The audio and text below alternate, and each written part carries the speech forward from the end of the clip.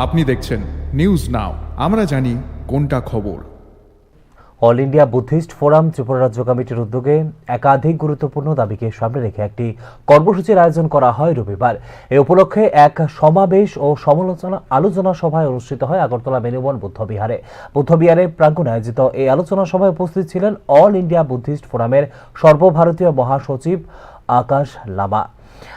বিটি অ্যাক্ট 1947 বাতিল করা এবং মহাবোধি মহাবিহারা বুদ্ধগয়ার পরিচালনা কমিটিতে শুধুমাত্র বৌদ্ধ ধর্মাবলম্বীদের অন্তর্ভুক্ত করার দাবি করেন অল ইন্ডিয়া বুদ্ধিস্ট ফোরামের সর্বভারতীয় মহাসচিব আকাশ লামা।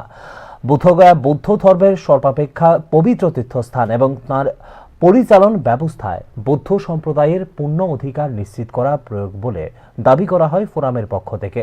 আলোচনা সভা শেষে সংগঠনের পক্ষ থেকে এক শান্তিপূর্ণ মশাল মিছিল আয়োজন করা হয় আগরতলায়।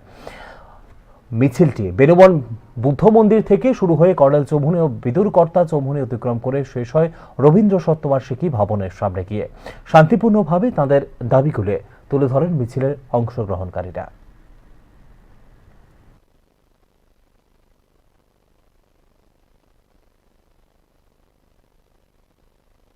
কর্মসূচি হচ্ছে যে আমরা এই বেনুবন বুদ্ধবিহারে আমরা প্রোগ্রাম অর্গানাইজ করেছি।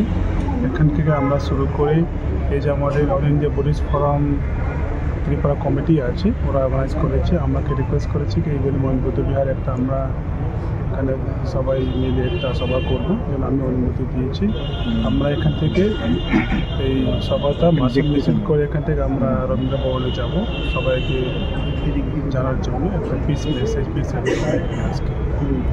আপনাদের কি কোনো ডিমান্ড আছে বা কটা ডিমান্ড বা কটা দাবি? ডিমান্ডটা দেখুন বলেছে আমাদের যে বুদ্ধগয়া বুদ্ধ মহাবোধি বুদ্ধবিহার, এটা তো একটা কমিটি আছে, অ্যাক্ট মহাবোধি মহাবিহার অ্যাক্ট আছে। ওটা অ্যাক্টের মধ্যে যে একটা বুদ্ধিস্ট কন্ট্রোলের বা বুদ্ধিস্টদের হাতে আসতে হবে, এটাই ডিমান্ড আছে। কারণ একটা যে হিন্দু হোক, খ্রিস্টান হোক, মুসলিম হোক, সবার যার যার একটা কমিটি থাকে, যার যার হিসাব করে চলে।